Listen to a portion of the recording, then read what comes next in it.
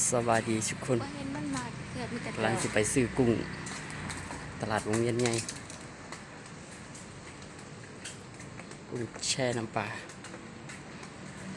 ย่างอยากซอยเลยไปตลาดวงเวียน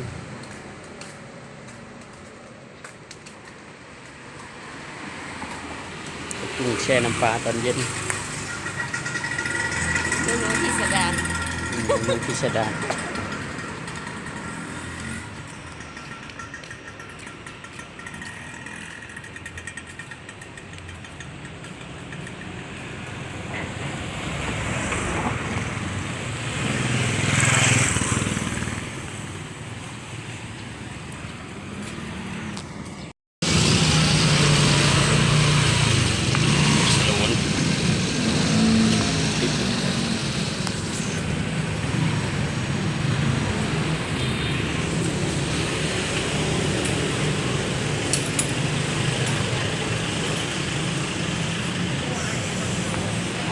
ตลาดวงเวียนครับ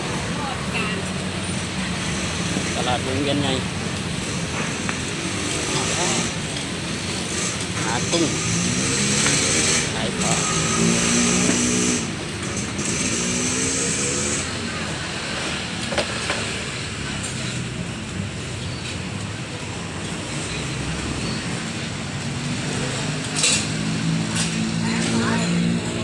อยู่แล้วมาบอกมูฮันมีมูฮันนั้นวงเวียน210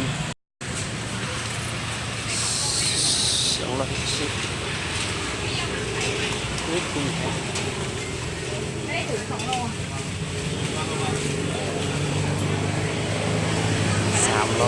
300เท่าไหร่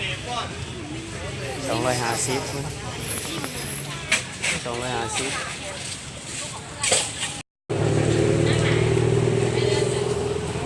แพงไม่แพงสตอ25 บาทเลยอะสตอกุ้งได้มาแล้วกุ้ง